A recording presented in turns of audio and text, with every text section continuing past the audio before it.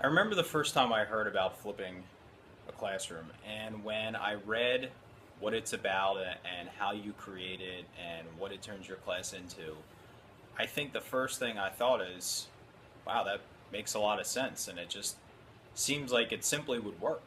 And so I did more research and more reading and more investigating. And luckily, I have a very supportive administration and a very supportive staff for me to help go after this idea of flipping my class. And so the main reason why I decided to do it was I felt as though it would offer me better opportunity to provide my students with small group instruction. I believe that small group instruction is the best way that I can teach my students, whether it's reviewing skills, teaching new skills, remediating, offering enrichment, whatever the case is. I feel that it's the best way to connect with my students. And in the past, especially in math, I would have my students come in and rotate through three different centers. One would typically be games or activities that are a part of our curriculum. Another one would be independent work, and the third would be instruction with me.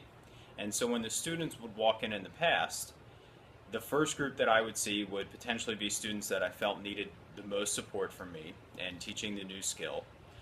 And then I have other students that are strong in math that can pick up skills pretty easily, but because they haven't received any instruction from me, the independent work has to be some type of review activity. And so I felt like I was constantly shuffling between students that needed to practice the skill I just taught, doing review skills, and how do I make up with the review skills, and it just turned into this constant cycle of something that I felt like wasn't its best. It worked, and I felt that my instruction in the small group centers was good, but it wasn't its best.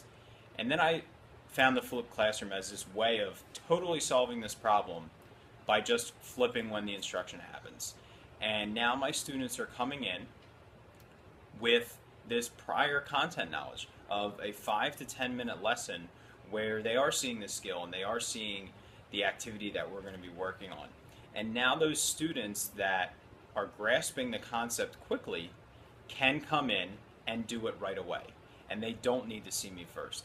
And then I still have my students that I can pull first and work with them first and reteach it or review the skill before I send them off and have them work independently. And this simple idea of sending home a lesson has totally changed the way my small group instruction and my differentiation works. And I would never go back because it has totally transformed my classroom in a positive way. There's been times where it's a lot of work, and there's times where I feel like I'm trying to get these lessons done because the instruction needs to happen that night. And sometimes it doesn't happen, and I just modify my schedule the next day and it all works. And you can take this process one lesson at a time. You can pick one lesson in every unit that you're going to flip.